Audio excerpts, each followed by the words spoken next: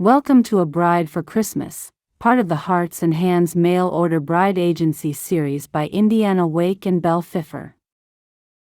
Harriet travels west hoping for a new beginning, but the handsome and stubborn Christian Maffi makes life difficult from the moment she arrives. He seems to dislike both Christmas and the women around him.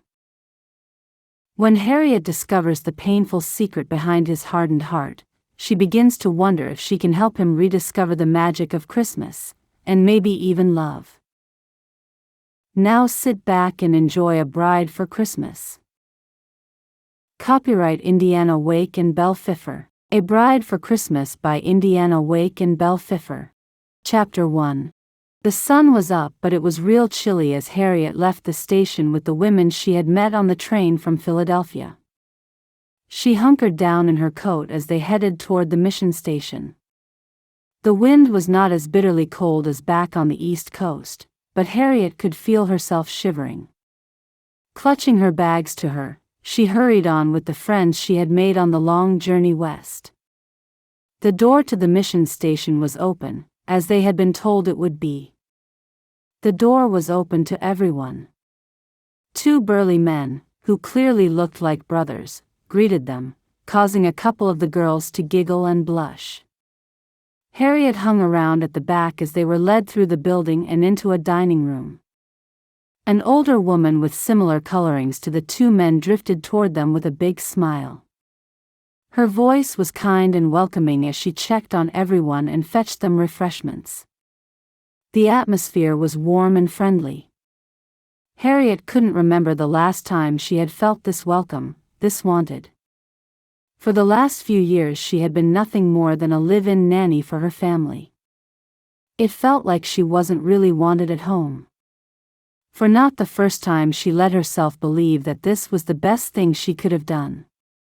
Even if she couldn't find a husband because of her appearance, Harriet knew she could build herself a new life where she wouldn't be treated just as a maid. She could be her own person.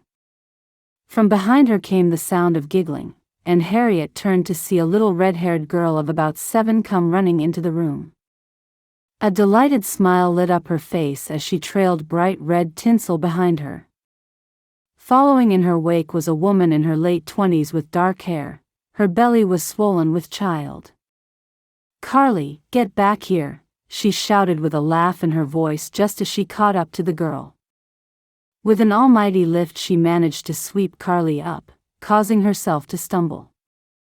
Harriet was up immediately and caught both of them, lifting the girl out of the woman's arms. "Easy there, Carly." She propped the girl on her hip. "You don't want to exhaust your mother, now do you?" Carly giggled and twirled the tinsel in the air. "But tinsel is fun," she declared. Her mother leaned against the wall, her face red from exertion. Harriet indicated her chair. "Would you like to sit down?" "I can manage."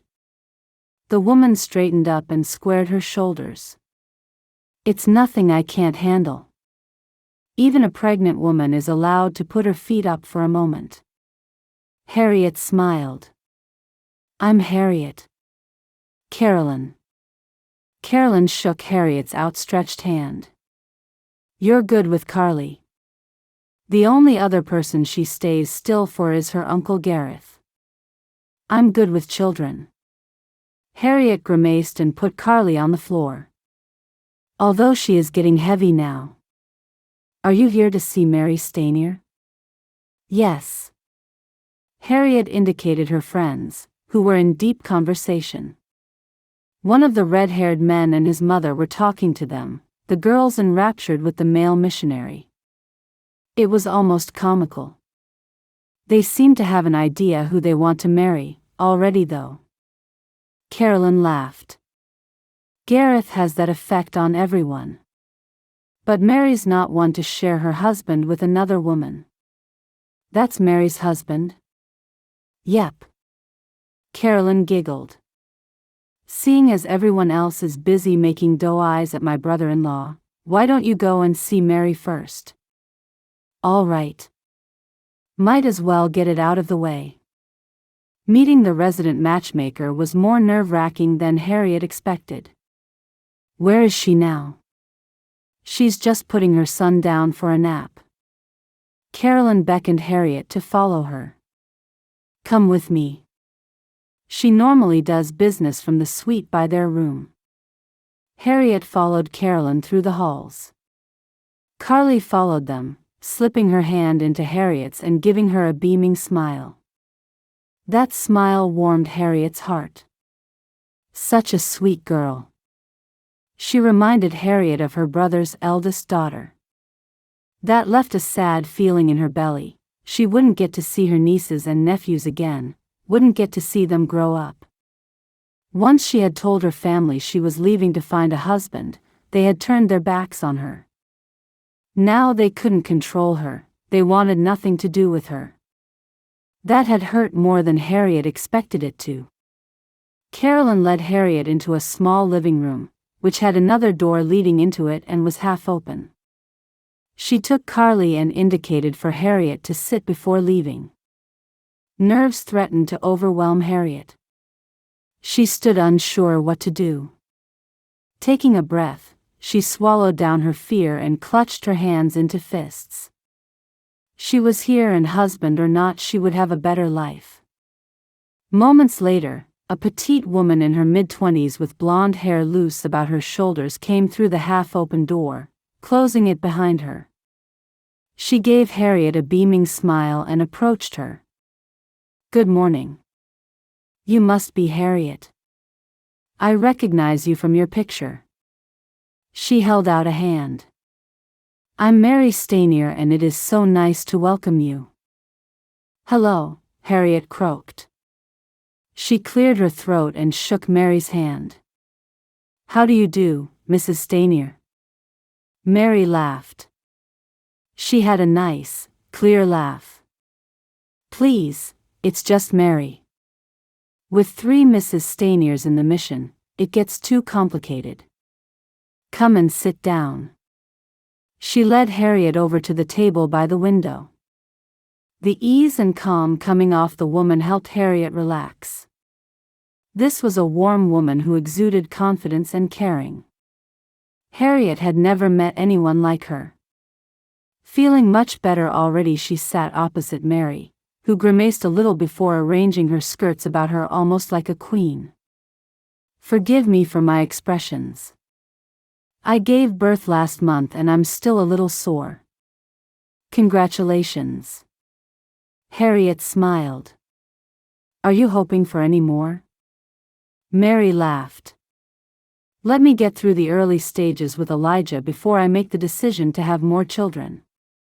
She picked up the pencil that sat on a sheaf of blank paper in front of her. I trust your journey here wasn't too bad. Harriet made a face. We survived. That bad, was it? We actually got robbed twice on the way down. Well, the train did, not us. Our stuff wasn't taken, but it was scary. Oh, my lord. Mary made the sign of the cross on her chest. I'm glad none of you were hurt. Thank you, we're pretty tough and we got through it. Though it was a terrifying experience and Harriet didn't want to go through it again.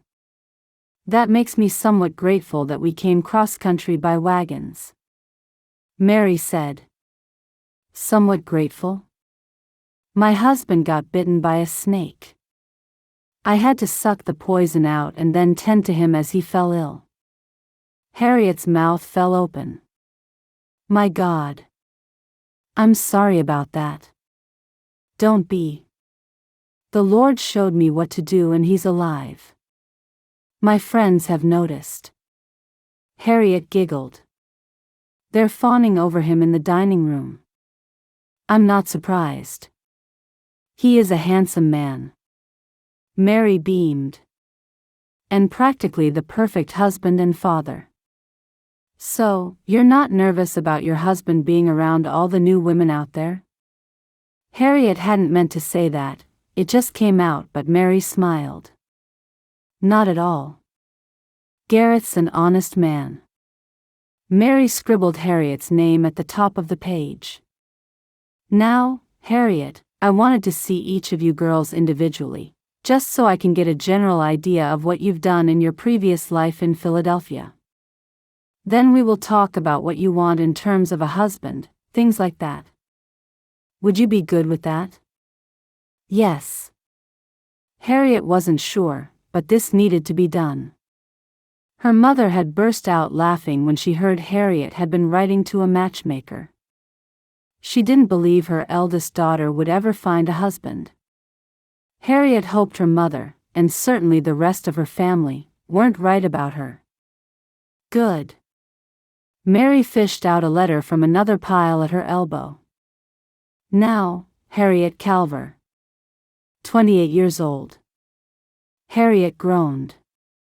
I know. You don't need to say it. I'm old. You're not old at all, Harriet. You're still in the right range to find a suitable husband.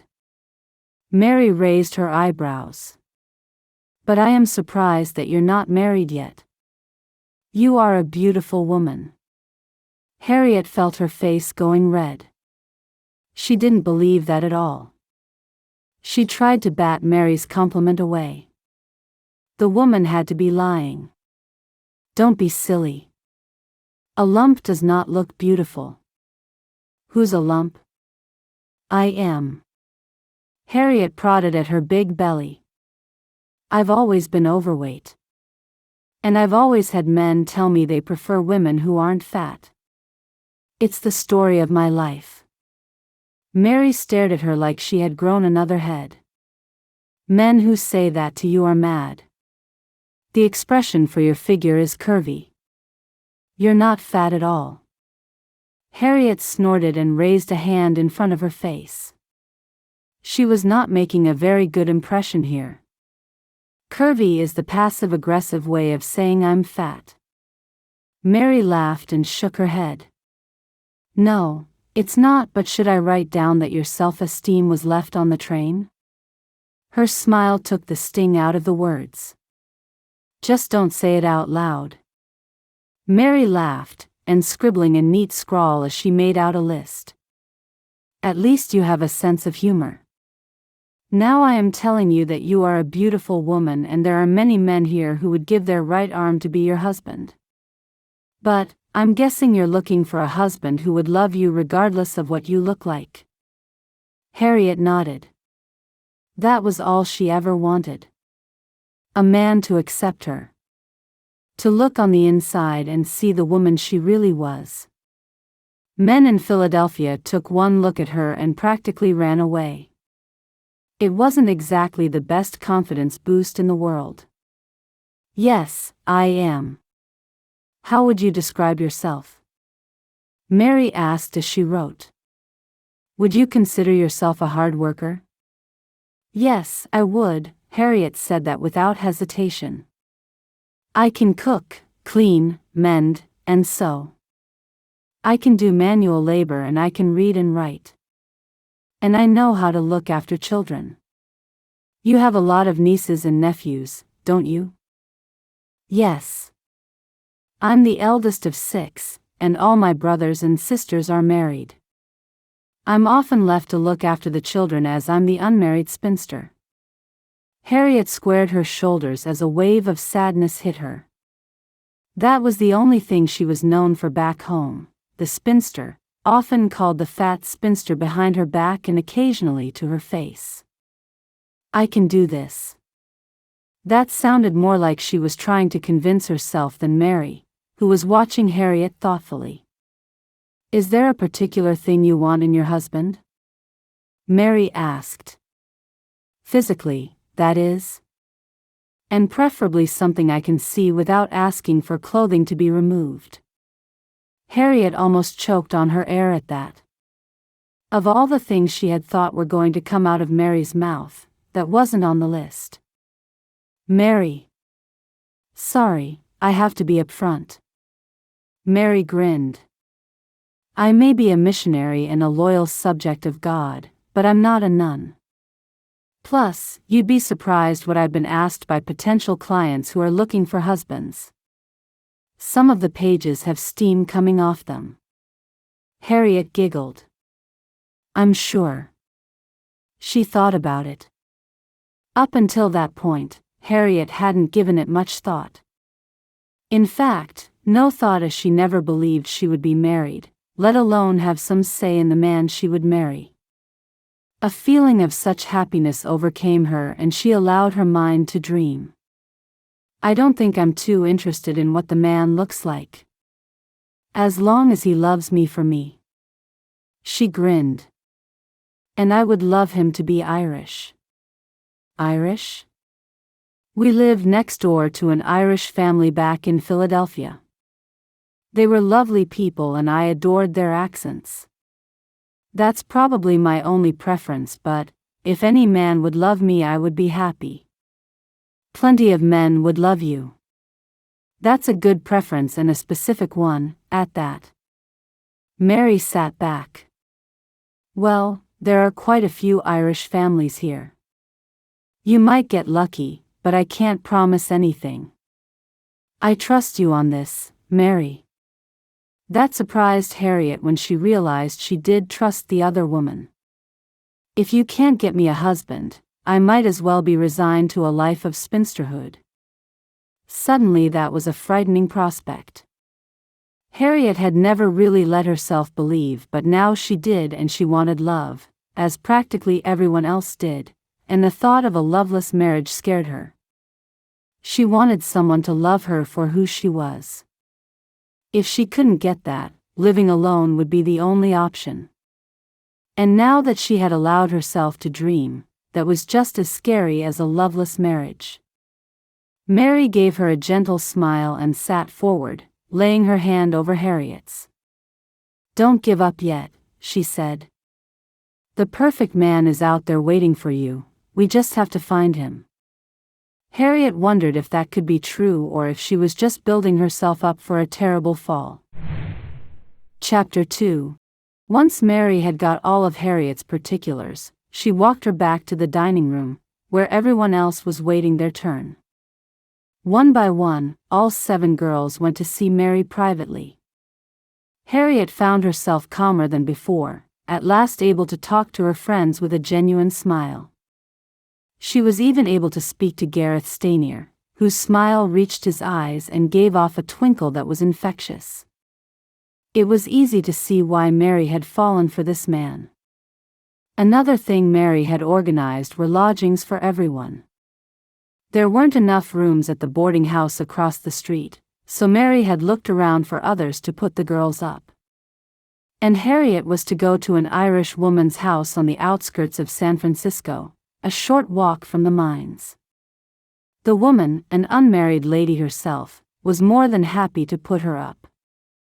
Gareth was the one who escorted Harriet to the woman's house, putting her luggage into the wagon and driving them through the streets. The place was bustling, which fascinated Harriet. Philadelphia was a busy city, constantly on the go. There was something about San Francisco that was similar, but also different. It was busy, but it was quieter than Philadelphia. Harriet felt like she was at home already. Maybe she could build a life for herself even if she couldn't find a husband. There was always going to be something to do, and people would know people. She would find something, she would survive. Maybe she could even become a missionary. Devote herself to God. Harriet? Harriet looked around. She hadn't realized that she had been off in her own thoughts. They were now on a track outside of San Francisco, heading along a bumpy road that twisted among the hills. Gareth was guiding the horse with the reins, but he was looking at her. Harriet flushed. "Sorry, Mr. Gareth." Addressing people informally wasn't easy for Harriet. She had always been brought up with manners. "I'm a little tired, that's all." Gareth gave her a sympathetic smile. "I'm not surprised. But we're nearly there and then you can put your feet up." "I don't think I even know what that is anymore." Harriet could see a house on the hillside appearing in the distance. It was glinting in the sunlight, a green garden spread all around it. It looked very idyllic. What is Natalie Maffi like? She's a nice woman. Solid and kind. Generous to a fault. She's unmarried and lives with her brother, Christian. He's divorced. I see. Harriet shifted to relieve the numbness in her behind. Divorced, that was highly unusual. Will Mr. Maffi mind me being in the house? Gareth chuckled. He hasn't got a say. It's Natalie's house, so whatever she says it has to happen. Besides, he works as a supervisor out at the mines just down the hill. He won't be home much. Gareth sighed. According to Natalie, he spends so much time working that he practically sleeps there. To have him in the house is becoming a novelty, and she is looking forward to some company. Oh, dear. Harriet wasn't sure what to think about that. Christian Maffi sounded like a man she shouldn't be hanging around. A hard worker, but there was something underlying it all. Gareth gently nudged her. Don't look so nervous. It's just that Christian is battling his own demons.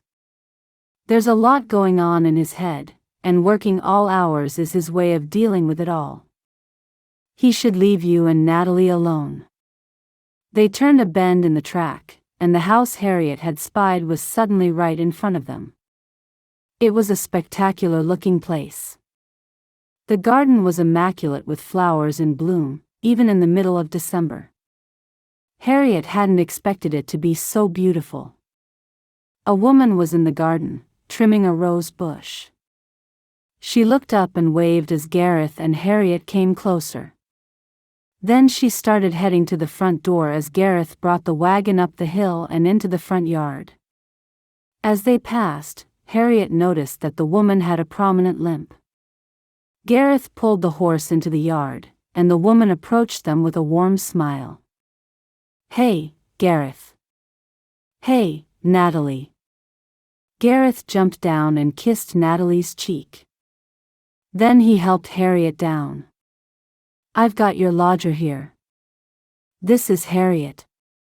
Natalie turned to Harriet, and she got to see the woman close up. Natalie Maffi was in her early 30s, and she was a very pretty woman. The only thing marring her beauty were the scars on her right cheek and jaw that made her mouth and right eye droop a little. But she was still smiling, her eyes twinkling.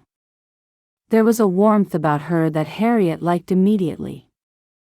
Good to finally meet you, Harriet. She took Harriet's arm. Come on inside. You look like you could do with getting warm. Thank you.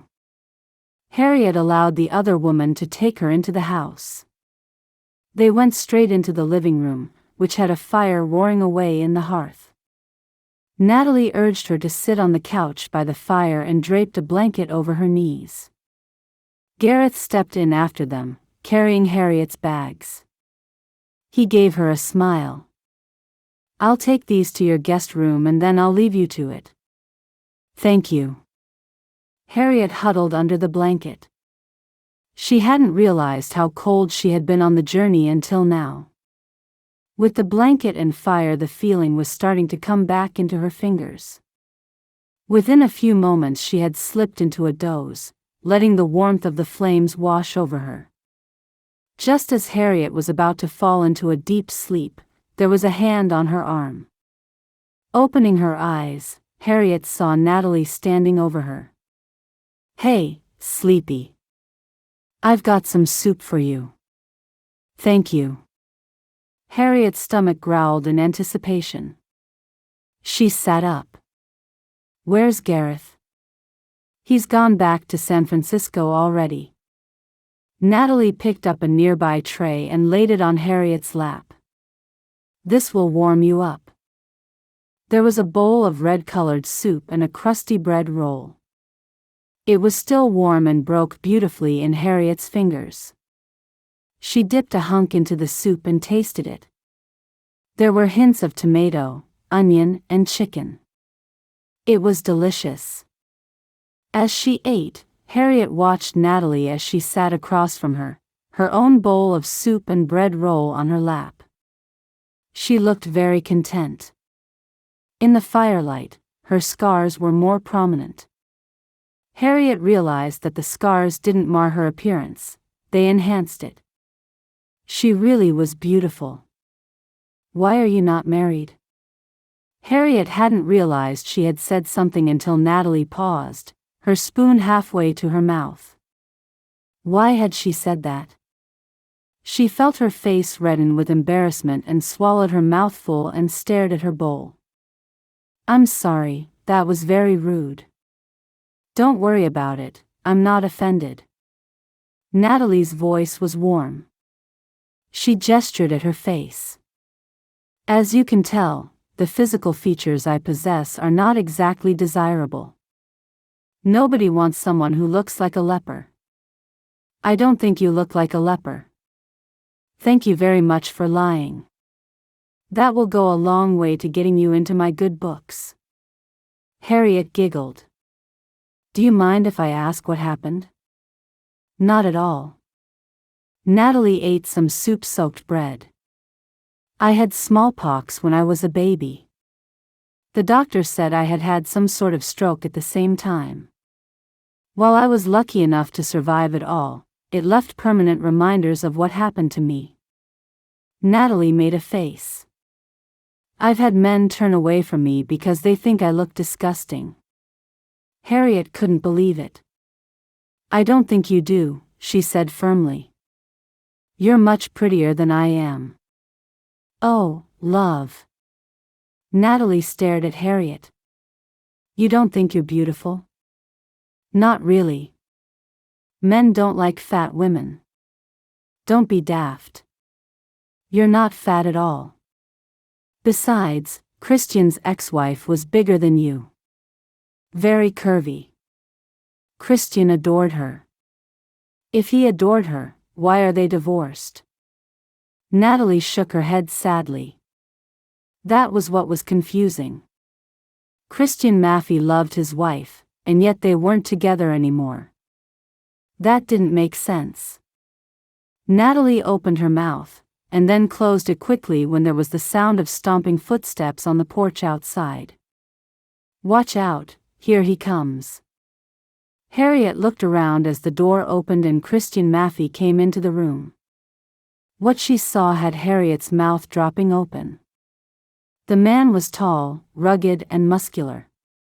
He sported gray-streaked brown hair and a rough-looking jaw.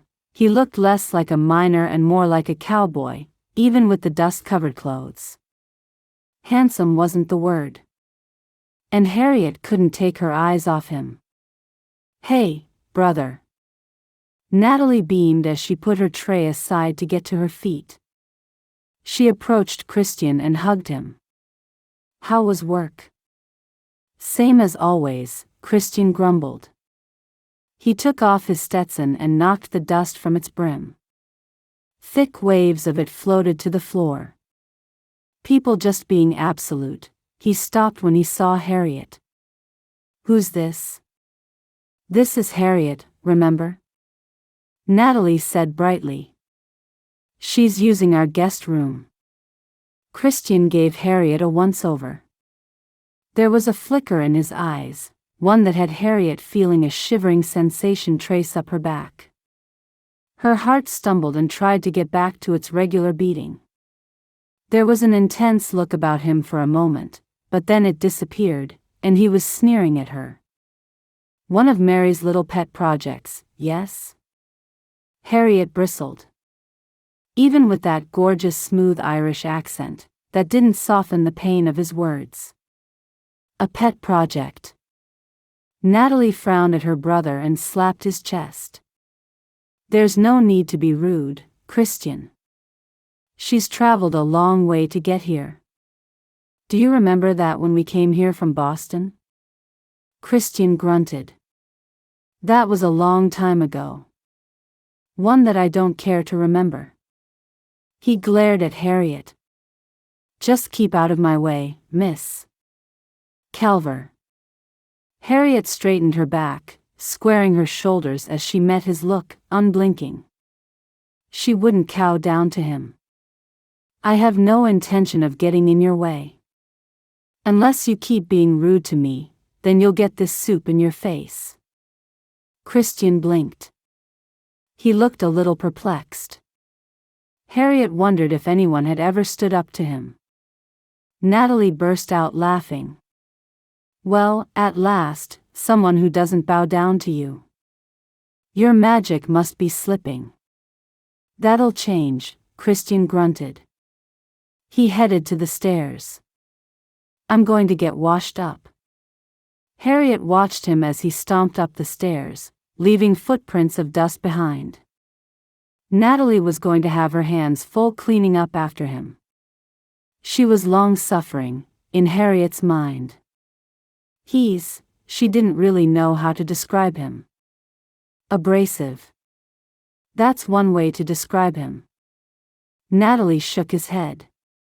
Sounds like he's had a rough day. Is he always like that? Only in the last year.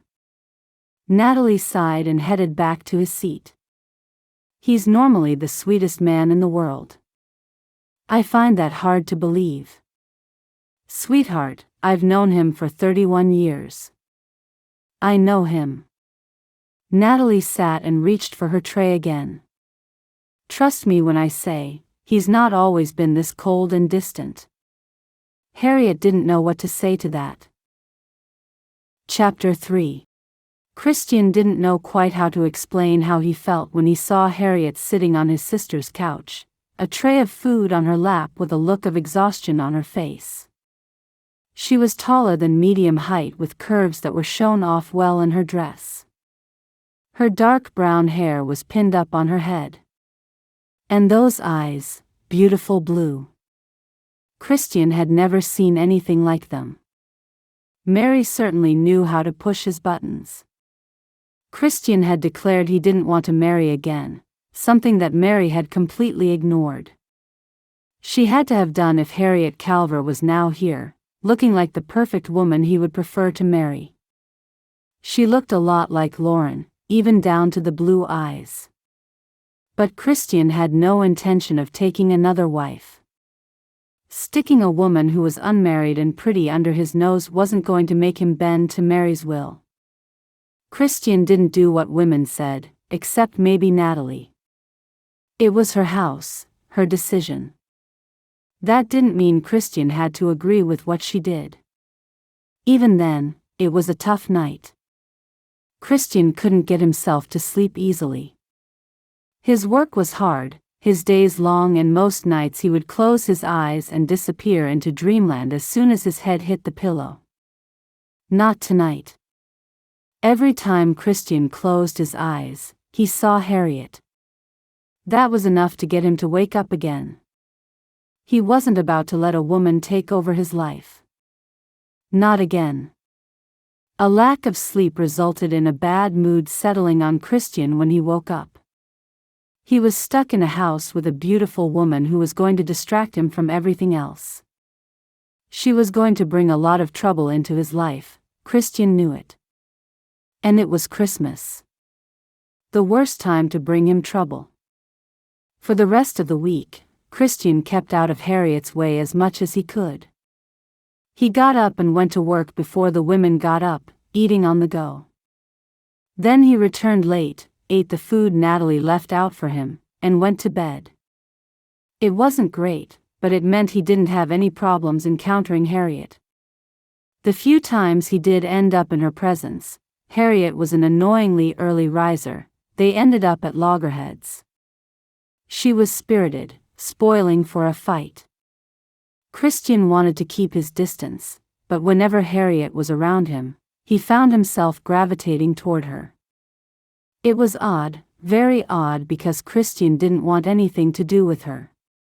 He was going to have a very serious talk with Mary.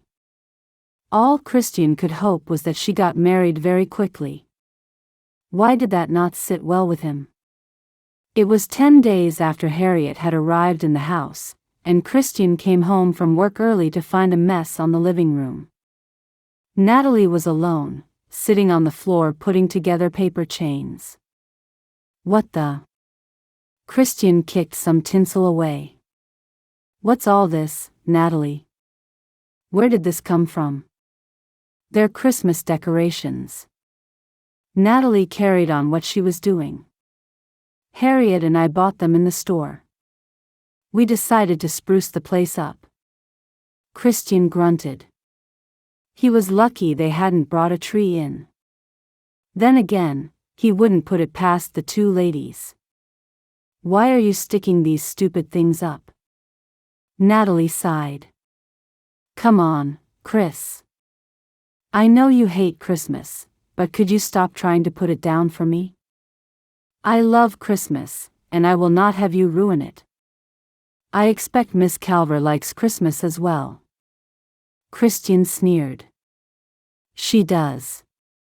Natalie looked up and frowned at him. So don't say anything nasty to her. Not like you have all this week. I haven't said a word to her. Really? Natalie snorted. So, those arguments I've heard this week must have been Harriet shouting at herself? Christian cringed. Nobody except his older sister was brave enough to tell him off. Apart from, maybe, Harriet. She was not afraid to scold him. Christian already bowed down to Natalie. He wasn't about to bow down to Harriet as well. No, there was not a chance of that. She just rubs me up the wrong way, Nat.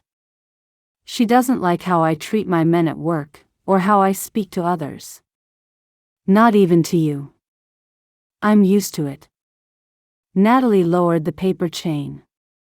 And, to be honest, Christian, you are an abrasive man. You probably rub her up the wrong way as well. I don't care what she thinks. She has an opinion, she can keep it to herself. That was when Christian heard a movement behind him. He turned, and saw Harriet standing in the doorway to the kitchen. She had an apron around her waist and there was flour smudged on her face. There was even flour in her hair, which was down and tied back at the nape of her neck. She looked very much at home. A little too much at home. Her mouth had hardened into a thin line, her eyes flashed with blue fury as she glared at him. I wasn't raised like that, she said stiffly.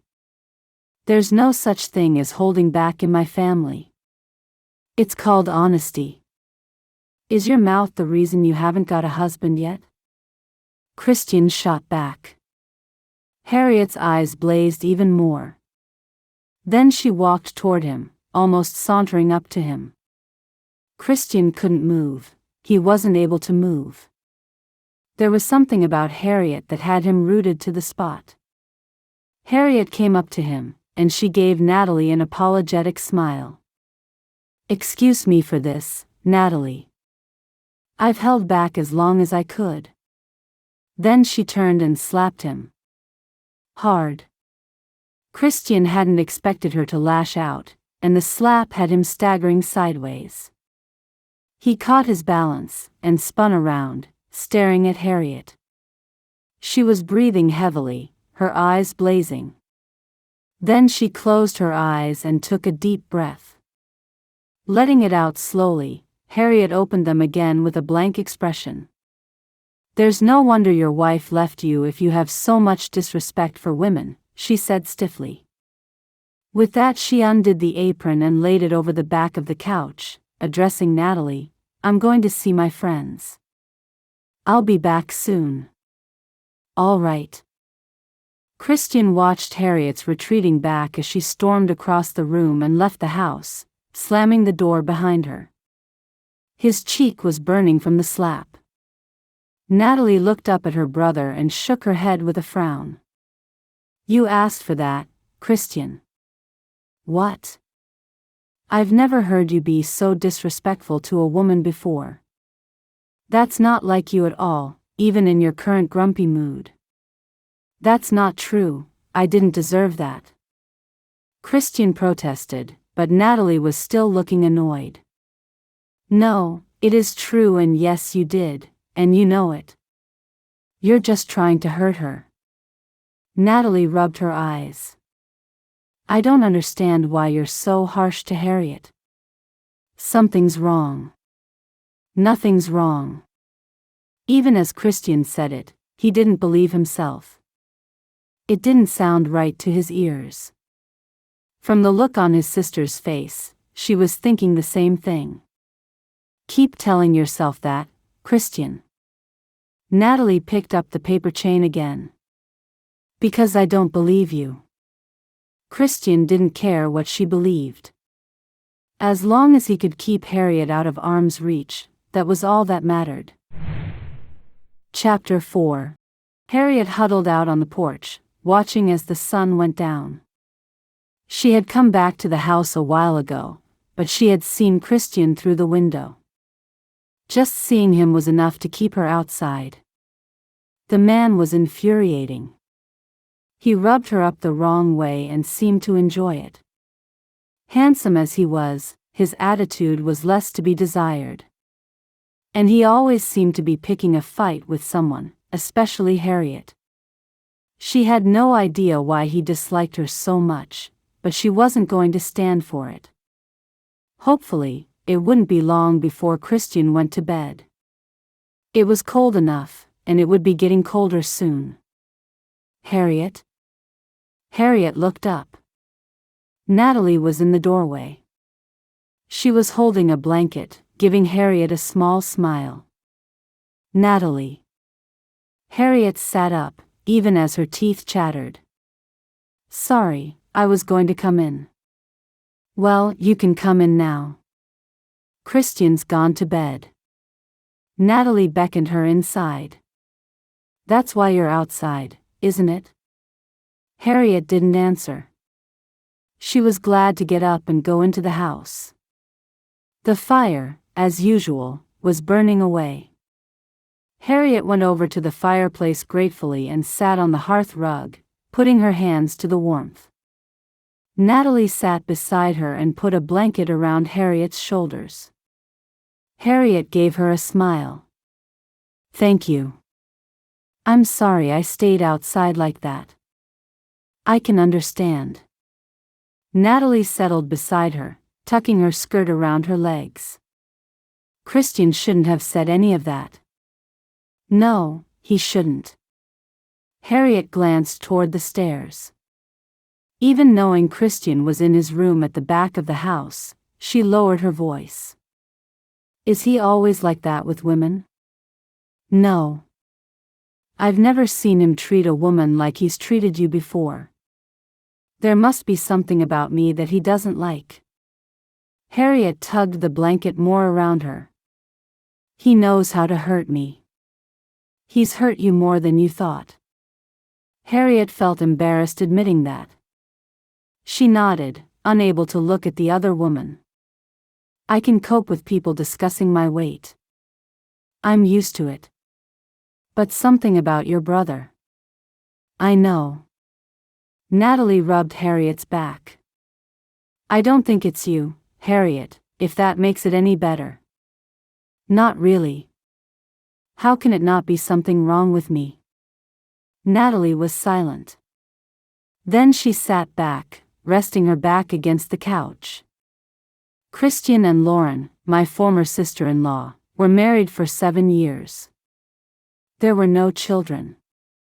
Lauren was devastated, but Christian stayed with her. He loved her. Then Lauren started having affairs. Several, in fact. Christian never knew about any of these until Christmas Day.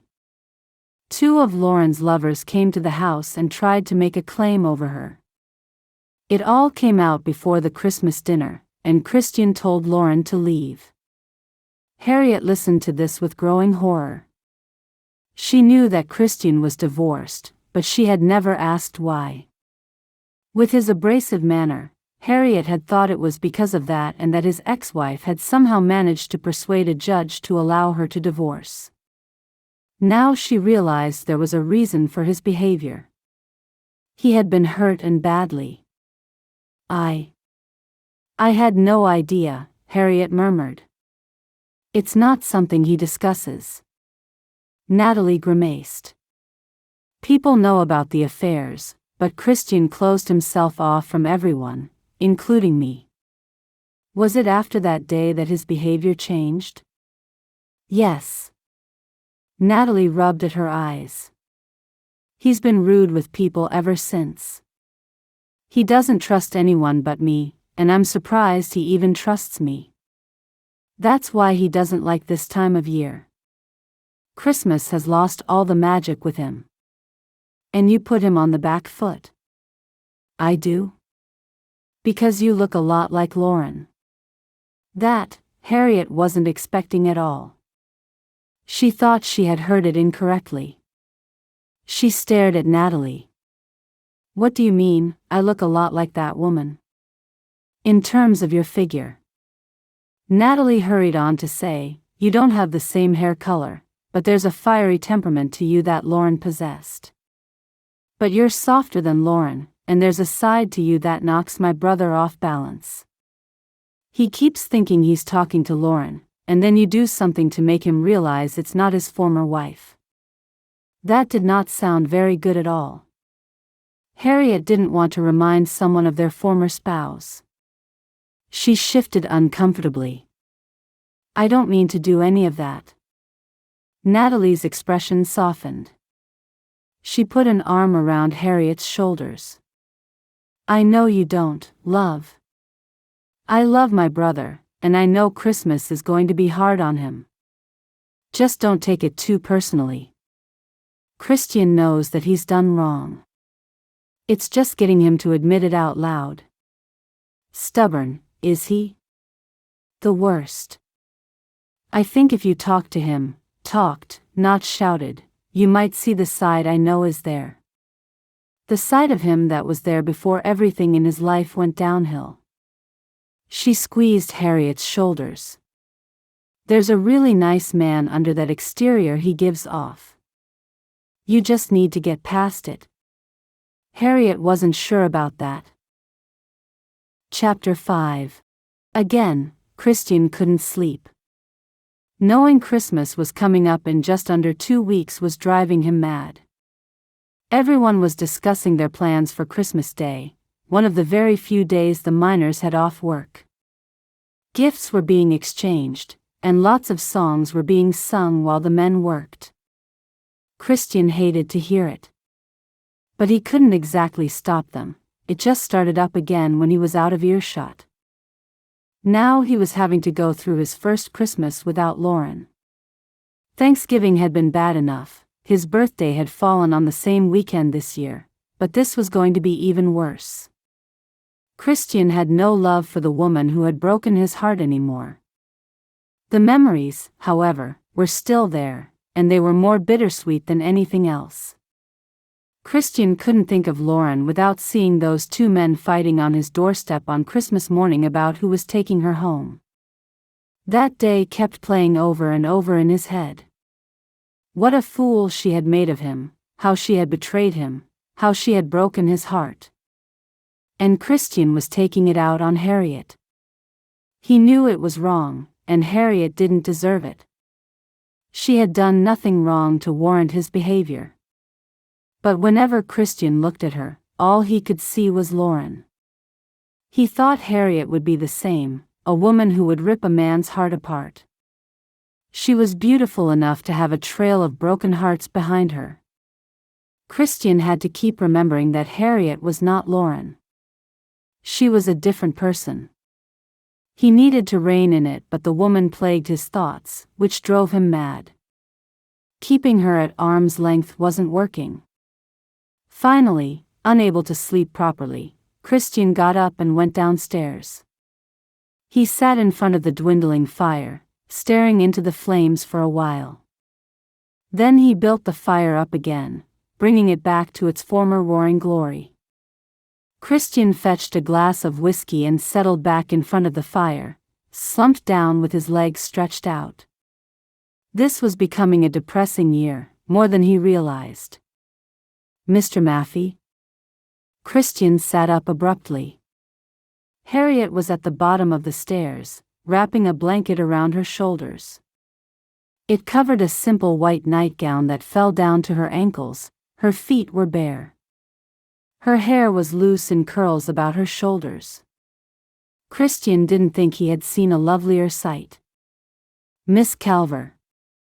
Aware that he was in just his undershirt and trousers with his braces off his shoulders, Christian cleared his throat.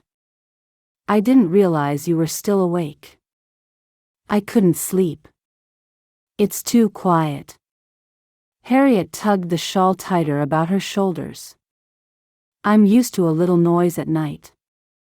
The desert and the prairie are an abrupt change to city life, I imagine.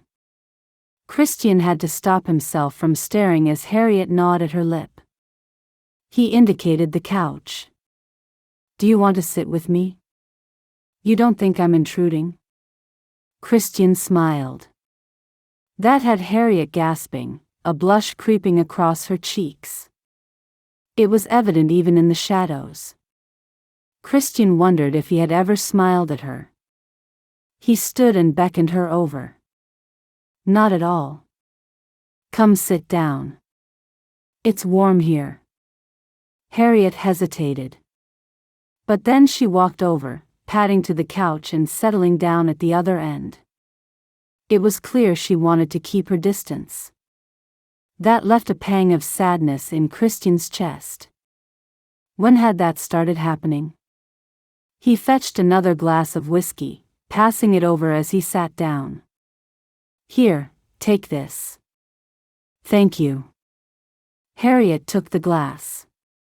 Their fingers touched, and Christian almost dropped the glass as something shot up his hand. It was a sharp bolt of heat that made him jump. From the slight gasp Harriet emitted, she felt it as well. She drew back, cupping the glass in both hands. Christian didn't want her cowering away from him. He wanted her to be comfortable. Not scared of him. He shifted in his seat. Listen, Miss Calver. Harriet. Harriet. Christian felt his heart stop. She had always insisted that he call her Miss Calver. Now they were on first-name terms. Harriet was looking at him, almost willing him to call her that. Christian nodded. Harriet. As long as you call me Christian. Fair enough. Harriet licked her lips. Then she nodded. Fair enough, Christian. That sounded very nice on her lips. Christian cleared his throat and took a strong draught of his drink. Harriet, I want to apologize for my attitude toward you over the last few days. You didn't do anything wrong. It's just, when was the last time he had ever apologized to anyone who wasn't Natalie? It's not easy right now, with Christmas and everything. You didn't exactly have the best Christmas present last year, did you? Christian stopped. Harriet was giving him a look that said she knew. There was no pity, only understanding. Natalie had to have been talking to her. Christian couldn't find himself to be angry. He sighed. Not really. Finding out the woman you're married to, someone you've loved for a long time, had been having affairs on a special day was heartbreaking. He grimaced. It's left a bad taste in my mouth. Harriet nodded. I can understand. She sipped her whiskey and winced. But you don't need to take it out on everyone else. It just happens. Well, it needs to stop just happening.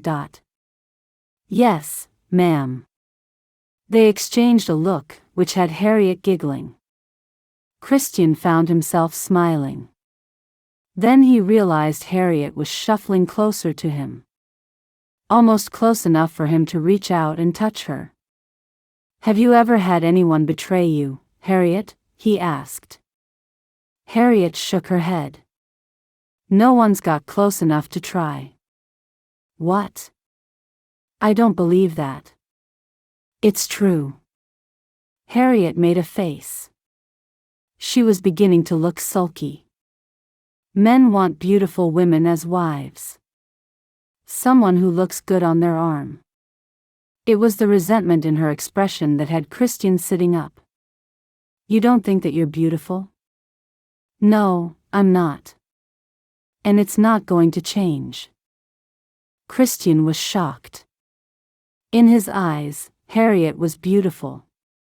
He didn't care about her shape. It exemplified the rest of her. Christian could see the beauty beyond it all, and that made Harriet more enticing. Enticing? Where had that come from? You have that much of a low opinion of yourself? He asked. Harriet snorted. Everyone else has. She gave him a tiny smile. But I understand where you're coming from. Someone betrays you, it's hard to trust anyone else. Exactly. They were silent for a while longer.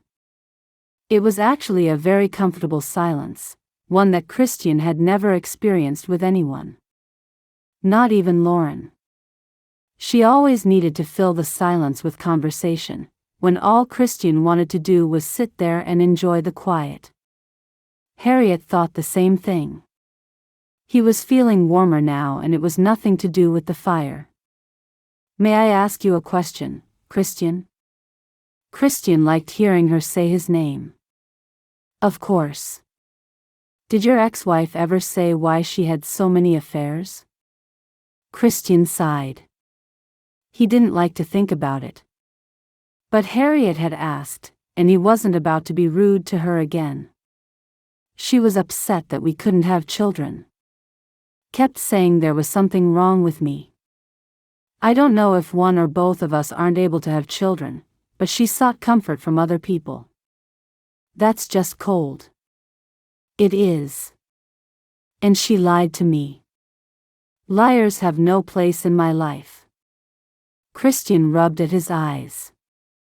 Much as I would love to have children, I will be just as happy without them as long as I'm with someone I love. That's enough for me. Christian had made peace with the knowledge he might not become a father a long time ago.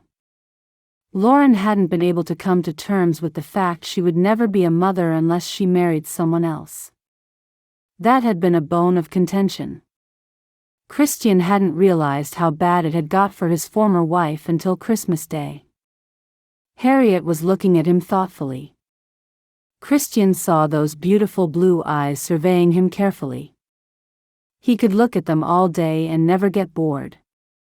Those eyes were beautiful, just like the woman.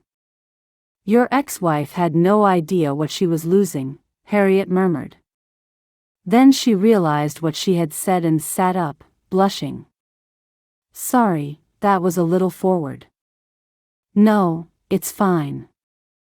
Christian was a little off balance with that remark. He cleared his throat. I'm just astonished that you would say that after I've been well, I'm sure you can fill in the gaps. Natalie said to me that you're a good man, and I trust her word.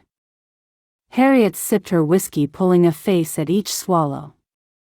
And once she told me about Lauren, I understood a lot more of what you had gone through.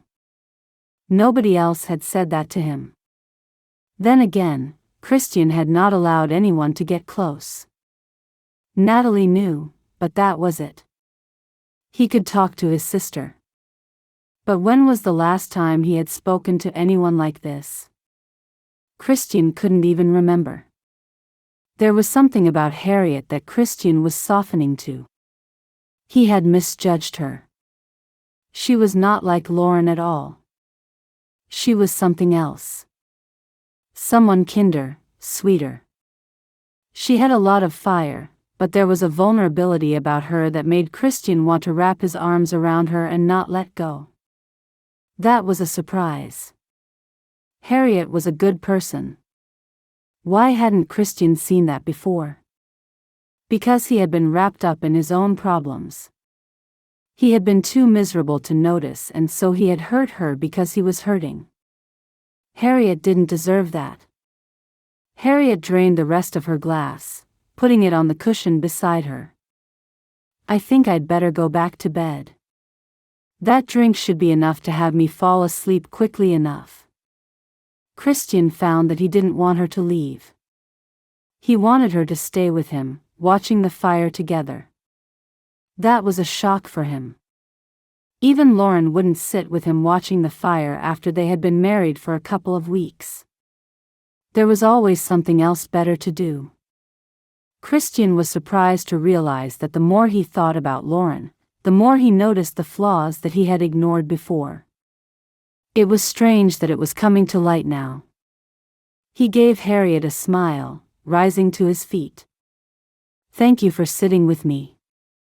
He meant it. I didn't realize how much I needed the company. You're welcome. Harriet hesitated. Then she approached him, kissing his cheek. It was a quick peck and then Harriet had pulled back, looking everywhere but at Christian. Good night, Christian. Christian could only watch as Harriet hurried toward the stairs. He could still feel the heat of her lips on his skin. Chapter 6. The next week passed by much more pleasantly. Now that Harriet had made the attempt to understand Christian and he had released some of his anger, it was easier to talk to him. She didn't feel nervous walking around wondering when he was going to get angry.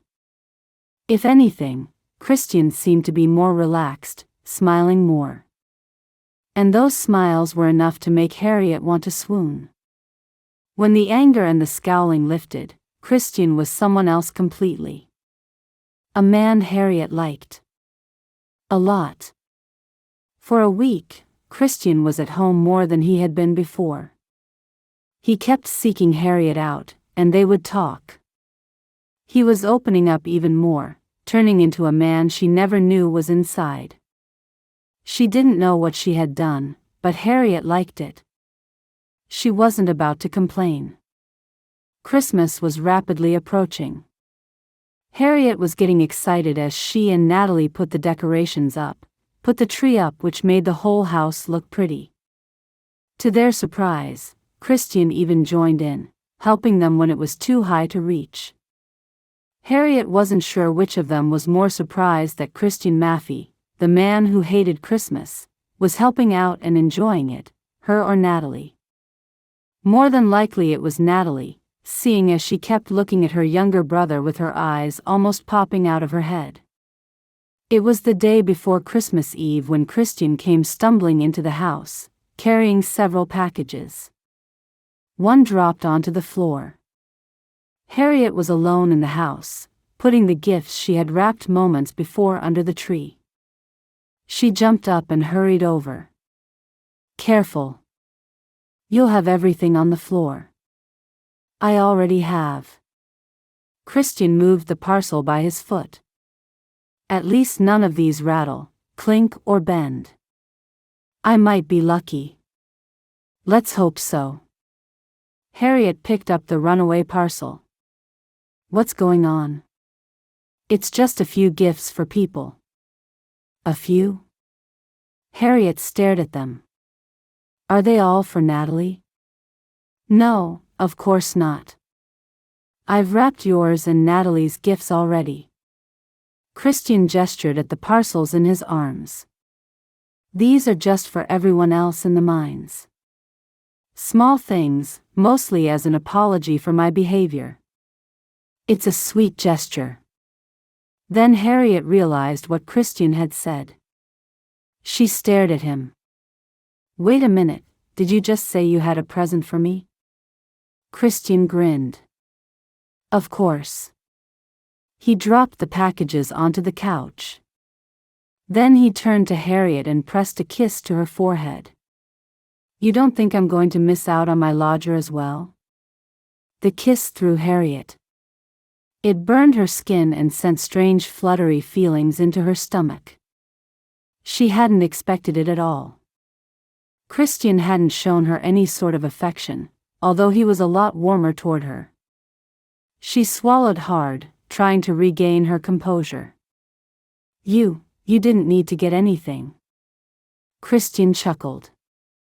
I bet you got something for me as well. A little something, I admit that.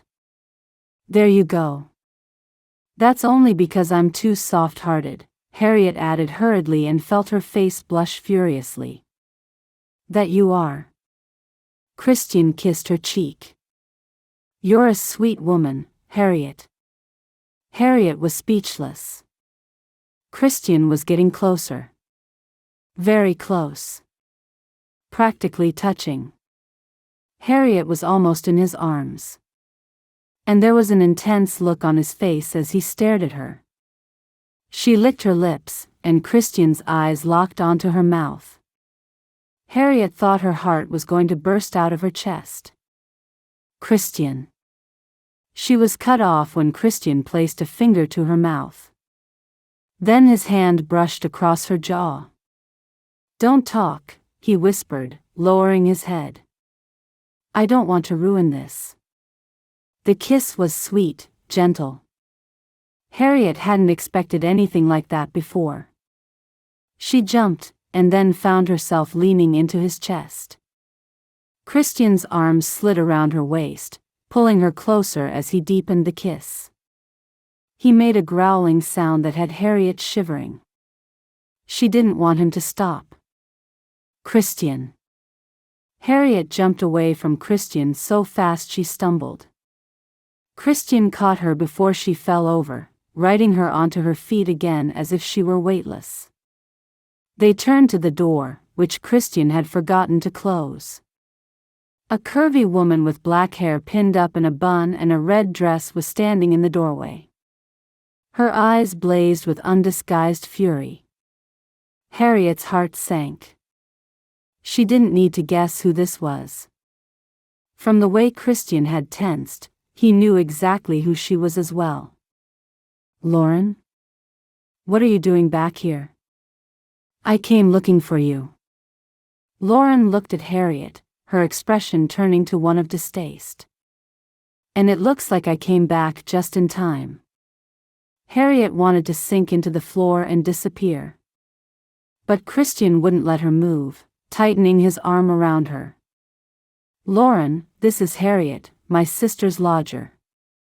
She's here from Philadelphia. Harriet, this is my ex-wife. You what? Lauren snorted. Ex-wife? We're not divorced. I did divorce you, remember? I never signed any papers to say we were being divorced. Lauren sneered at Harriet. And now I walk in here and catch my husband kissing another woman. Christian barked out a sharp laugh. After what you've done? Coming from you, that's real cheap. Lauren bared her teeth in a snarl. Harriet wished she could leave. Now, she was beginning to feel like she was getting between a couple. Despite Christian saying they were divorced and he clearly held a lot of resentment toward his wife, Lauren's expression suggested she had other ideas. She believed that she had caught her husband committing adultery and Harriet would be no part of that. Harriet tried to leave, but Christian pulled her back. Don't go, Harriet, he said quietly, but Lauren sneered. Yes, go, Harriet. You're not needed. Harriet was beginning to realize that. She could feel a hard lump in her throat, tears on the cusp of bursting from her eyes. She needed to get out of here. Christian? Harriet? Natalie appeared in the doorway behind Lauren. What's going? Lauren? She stared at the other woman before she narrowed her eyes in a scowl. What are you doing here? I'm here wanting to have a word with my husband. Lauren stared at Christian, ignoring Harriet and Natalie. I've made a mistake and I wanted to see Christian. She was back. Harriet could feel a heavy weight resting on her shoulders. She felt like an interloper, her chest tightening while she fought back the panic. Christian's arm was still tight around her shoulders, but now he was moving her toward his sister. Natalie, could you take Harriet out for a while? I need to talk to Lauren. What? Natalie cried. You're not seriously going to get back with her, are you? After what she's done? Natalie, just go. Christian pressed a kiss to Harriet's head. I'll come and find you later, Harriet. I promise. Don't bother. Lauren snorted, essentially pushing Harriet aside as she wrapped her arms around Christian's neck. She won't be welcome here. Let me go, Lauren. Christian untangled himself and stepped back. And don't talk about Harriet like that. Why not? She isn't welcome. Wrong, Lauren, Natalie snapped. This is my house, not Christian's. You are not welcome here. And when I get back, you'd better be gone from here, for good. With that, she took Harriet's arm and led her out of the house. Harriet was still shaking as they went into the yard. It became too much for her and she collapsed onto the ground, burying her face in her hands. Natalie knelt beside her. Harriet? I can't believe this, Harriet sobbed. She could barely speak. Her stomach was done up in knots. This is a mess. Oh, honey. Natalie put her arms around Harriet's shoulders. Christian wasn't leading you on. Those two are not together anymore. He hates her. How do I know that? Harriet drew a shuddering breath. The tears were starting to fall. I'm scared, Natalie. Scared about what? Then Natalie's frown cleared as realization dawned. Oh, love. You've fallen for my brother, haven't you? Harriet couldn't say it. It was too embarrassing after everything that had happened. She nodded. Natalie drew Harriet into her arms and hugged her. I'm so sorry. She drew back and withdrew a handkerchief, wiping away Harriet's tears. Listen, let's go and see Mary Stanier. She knows how to cheer people up. Mainly by asking if anyone wants a cuddle with her son. That always makes everything better. Harriet couldn't argue with that. Cuddling children always made her heart sing and it would chase away the gloom of this awful mistake. She was beginning to miss her nieces and nephews. She glanced back at the house. Then Christian appeared in the doorway. He was looking right at them. Harriet tore her eyes away. She couldn't look at him, not when she knew there was someone else at his side. Take me anywhere, as long as it's not here, she mumbled. Absolutely. Natalie drew Harriet to her feet. Come on. I won't walk away from you right now. Chapter 7. Christian watched with anguish as Natalie led his sister toward the stables. They would be going into San Francisco, and Christian would have to spend hours hunting the streets looking for them later. Once they got into town, they were going to be disappearing into shops. He worried he wouldn't be able to find them easily and he had to make this right. Much as he hated shopping, Christian would rather be with them right now. He wanted to be with Harriet, to see her smile again. He had felt her withdrawing from him, which had pained him. Had he lost her? That wasn't what he wanted. With startling clarity, Christian realized that he wanted Harriet for good. This wasn't just a passing fancy. Seeing her walk away from him was painful. Very painful. Even more so than when Lauren left him. That was a humbling thought. Angrily, he turned to Lauren, who was walking around the living room like she owned the place. Now he could see the sneer on her mouth, the nasty glint in her eyes, the blemishes of her skin. Lauren had been out in the sun. While she looked healthy enough, she didn't look as attractive as before. It was like the magic had disappeared. All Christian felt toward her was resentment. What do you want, Lauren? You know you're not welcome around me. I went to our house but someone else was living there. Lauren turned to him. They told me you had left a year ago, so I guessed you were with your sister. But that doesn't explain why you're here now. Christian folded his arms. You've got 2 minutes. Lauren pursed her lips. She looked like a petulant child. She sighed and approached him. I realized that I'd made a mistake. She reached for Christian, who stepped away. Her arms fell to her sides. I wanted to come back and find you. Did Ben or Carl not meet up to your standard of living, then? Christian asked, amazed that the pain she had caused him was gone. Lauren sighed. Ben and I didn't work out. I've been alone for 2 months now. 2 months? That's a record for you, I think. Don't be like that, Christian. Lauren reached for him again. I missed you. Can't we start over again? Start afresh? If it had been earlier in the year, Christian might have considered it. But not now. He grabbed her wrists before she could touch him, glaring at her. After what you've done? You seriously expect me to welcome you back with open arms? Lauren winced. She had the decency to look abashed. I made a mistake, that's all. Can we forget it all and start over? Christian couldn't believe the gall of the woman. She thought she could come back and go back to how things were. It's not as simple as that, Lauren. We're divorced now. I don't want anything to do with you. I never signed the papers. We're not divorced. Which makes what you did even worse. Oh, really? Lauren sneered. She planted her hands on her hips.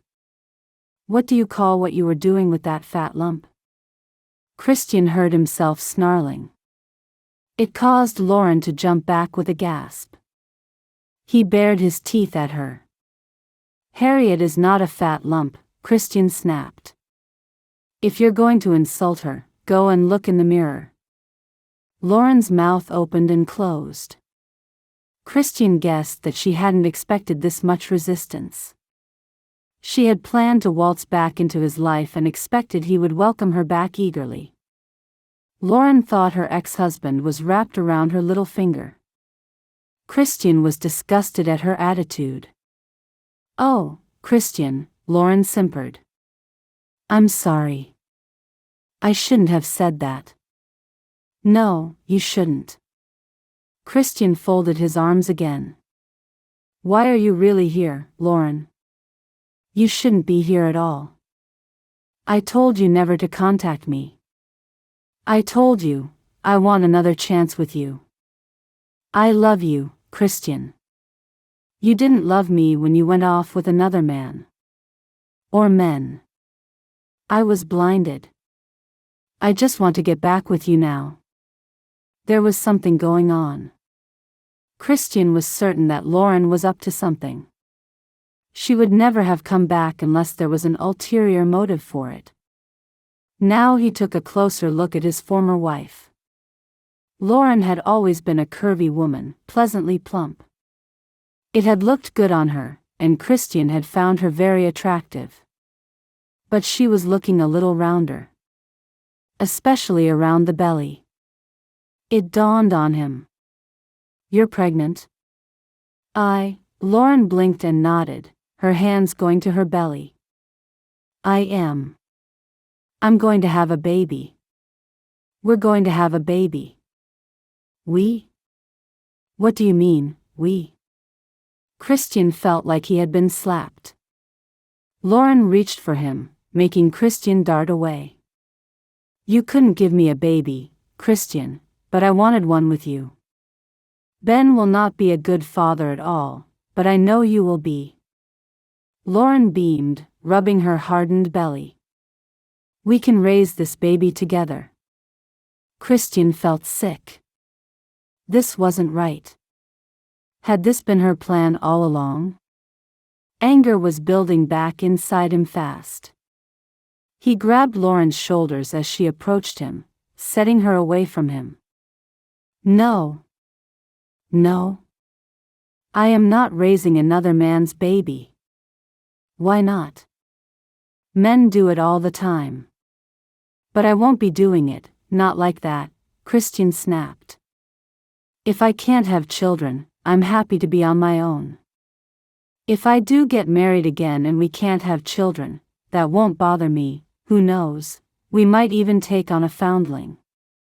The enthusiasm was starting to fade in Lauren's eyes.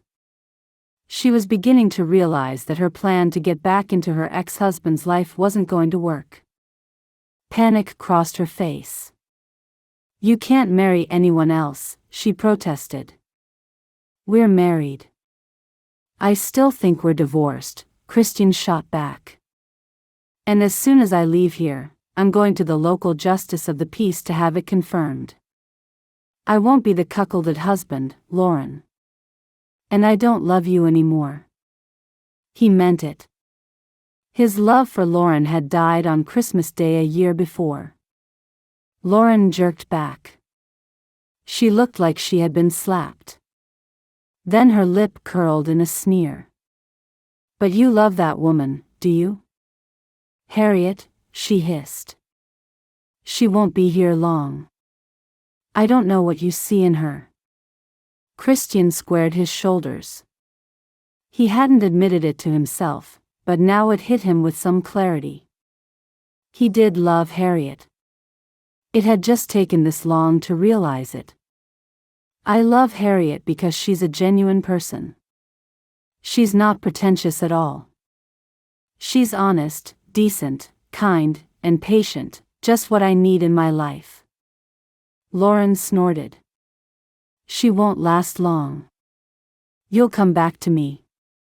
Christian found himself laughing at the ludicrous suggestion. I won't go back to you at all. There's not a chance, Lauren. Now, you've got 5 seconds to leave my sister's house before I go to the sheriff to report you for trespassing. Natalie won't be appreciative of the fact you're here. Lift up your skirts and walk right back where you came from.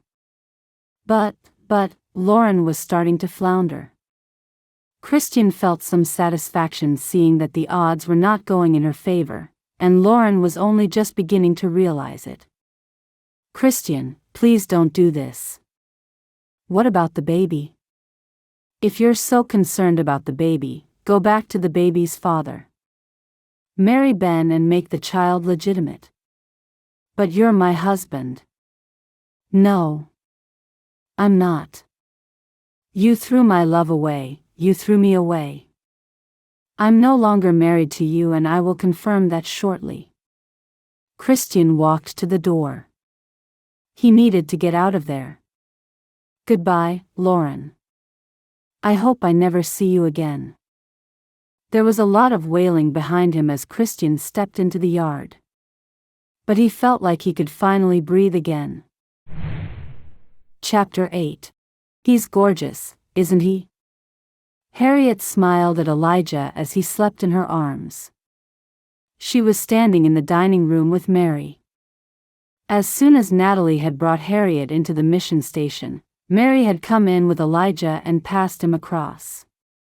It was like she knew that Harriet needed someone to cuddle, someone innocent to smile and make the world and all its problems go away. Elijah could do that with just a smile and a wave of his chubby fingers.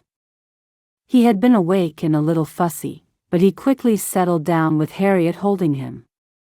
He is. Harriet couldn't believe how sweet the child was. She looked up at Mary, who was every bit the proud mother.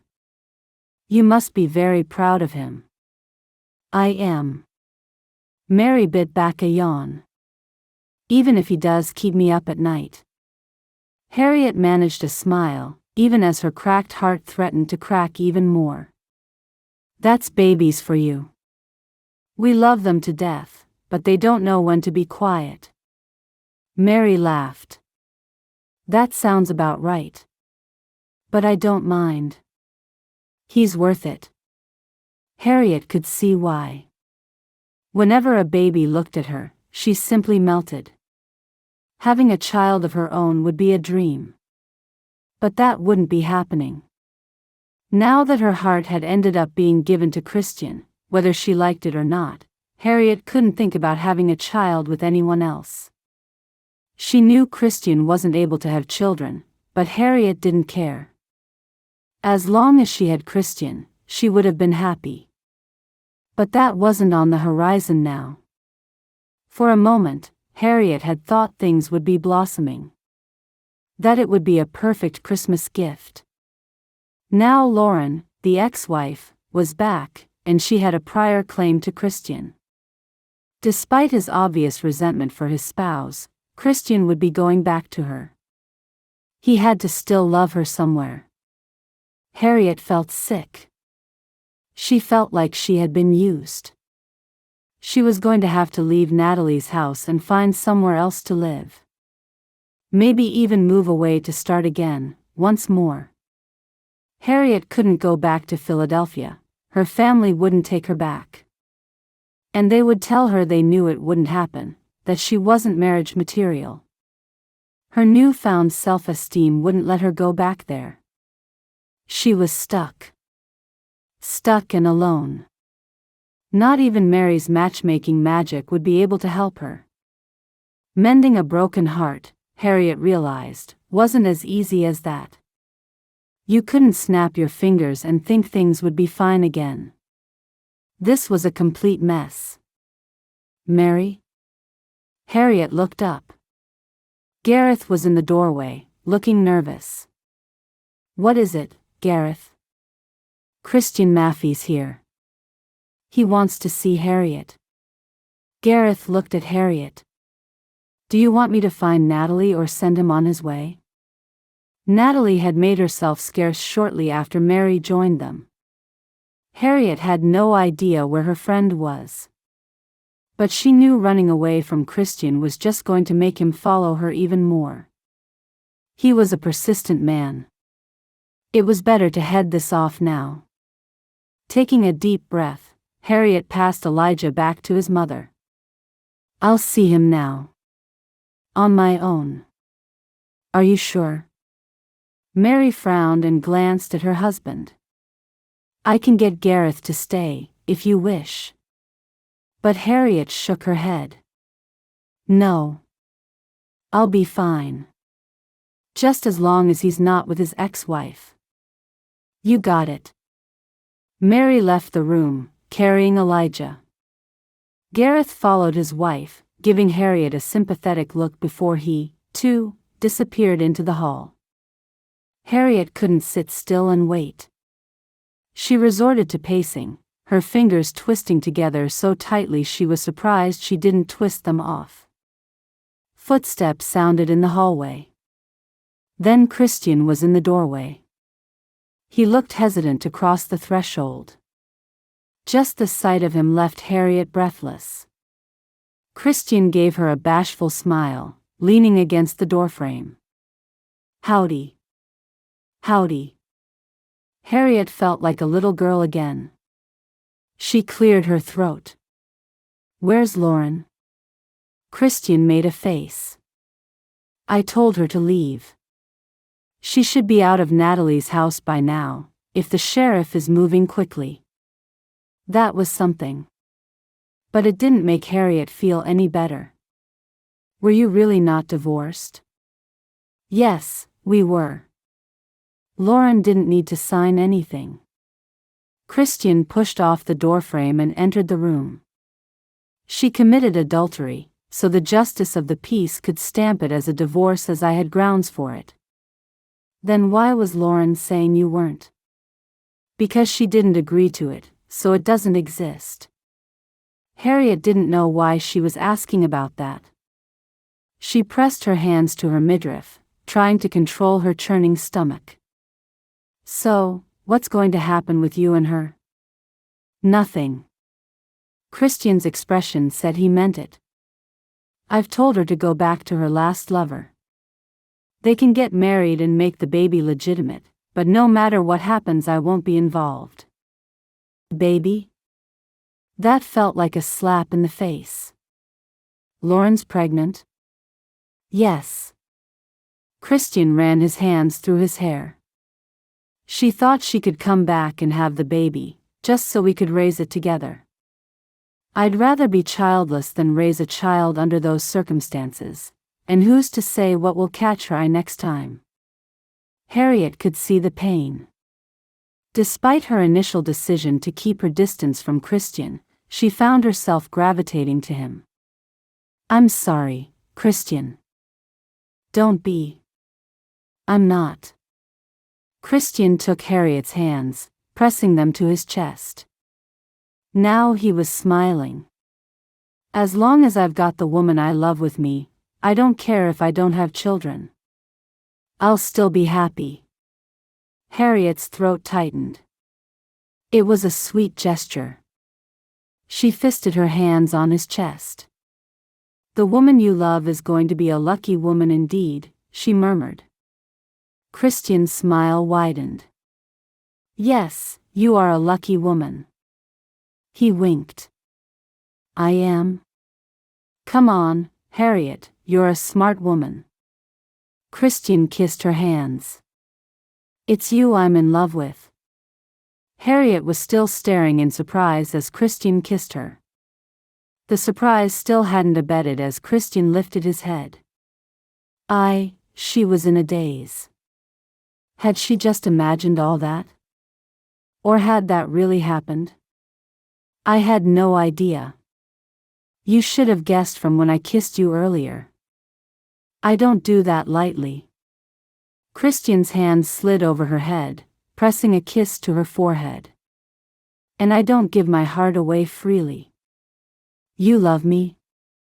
Harriet was trying to get the words to sink in. It was difficult. After being told all her life that she wouldn't be able to get a husband, hearing that someone actually loved her, Harriet felt like she was in a dream. Christian chuckled, hugging her close. Is that so difficult to believe? A little bit. Harriet bit her lip and looked away. I was always told I would never be able to find love because of my size. Then whoever told you that were complete fools? Christian gently grasped her chin and turned her head back to look at him. He smiled and kissed her again. We are going to have a long talk about that, Harriet. Because there's a beautiful woman in there, and I want to see your confidence make you shine. No one had ever said that to her before. Harriet stared up at Christian, who gave her a smile that had her whole body melting. She smiled. I'm sure with the right person I can be that. Think you can do that with me? I think I can. Harriet put her arms around Christian's neck, reaching up on her tiptoes to kiss him. I love you, Christian. I knew that already. Oh, you did you? Christian laughed, kissing her back. Yes, you're not one to give your heart away easily, but it makes you glow and look so radiant. Your love shines out of you with so much power it almost knocked me from my feet. Epilogue. Mary stood on the other side of the partially open door and watched as Christian and Harriet sat at the dining table, deep in conversation. They hadn't stopped holding hands since Christian had entered the room. Harriet was smiling now, a touch of color in her cheeks. Mary was glad about that. She was pleased that her first match of 7 had been so successful. And just in time for Christmas. Mary? Gareth appeared at her side. Mary smiled up at her husband. That took longer than I thought. Christian's very stubborn. Gareth stared at her. Then he smirked and put his arms around his wife. You mean that you actually put Harriet in Natalie's house to make a match between Harriet and Christian? Well, when she said she loved an Irish accent and she was a patient woman, I knew she would be perfect for him. Even if Christian didn't want to admit it. That man needed healing, and from everything I've read about Harriet, they were perfect together, and she had the patience and the fire to do it. Mary had met Christian several times and could see the loneliness in his eyes. He kept everyone bar his sister at arm's length. She knew he just needed someone to make him see the truth and to open up more. And from the moment she had read Harriet's letter, Mary just knew they would be perfect. Your gut instinct is spot on again. Gareth kissed her head. Just be careful, Mary. Don't rely on it too much. I need to if I want to be a matchmaker. Mary leaned back against her husband's chest. Now, we've got 2 more girls to get married before Christmas in 2 days. What? 2 more? Yes, 2 more. That's my target. Mary grinned. A beautiful triple wedding. That had been Mary's idea for a while. When she knew that the girls would be arriving in time for Christmas, it had planted an idea in her mind. She had given herself a target to get 3 girls married by Christmas Day. A Christmas wedding would be perfect. That's a little too ambitious, isn't it? Gareth asked. I know you want to raise the bar, but that might be a bit too high. It might be. But I like ambition. I've noticed. Gareth drew Mary away from the door, turning her to face him. He was smiling at her as he cupped her jaw in his hand. You've really changed from when we first met. I don't think I've ever seen you this confident. Maybe that was because I hadn't found my calling in life. Mary put her arms around his waist. Do you still love the new me? Of course, I do. Gareth kissed her head. Unpredictable makes it more enjoyable in a marriage. Not that unpredictable. The good kind. Gareth kissed her, then nodded to the door. You go and break up the happy couple. I'm sure you've got a lot to discuss with them. Mary went back to the door and looked in. Harriet and Christian were still sitting, Christian kissing Harriet's head. Harriet looked like Christmas had come early. She was practically glowing. Mary tiptoed away, taking her husband's arm. Let's leave them a little longer. I think they've still got some talking to do. Thank you for listening to A Bride for Christmas, part of the Hearts and Hands Mail Order Bride Agency series by Indiana Wake and Belle Fiffer. If you enjoyed this story, be sure to subscribe to Indiana Wake's YouTube channel so you don't miss more free audiobooks, new stories, and upcoming releases. Thank you for listening.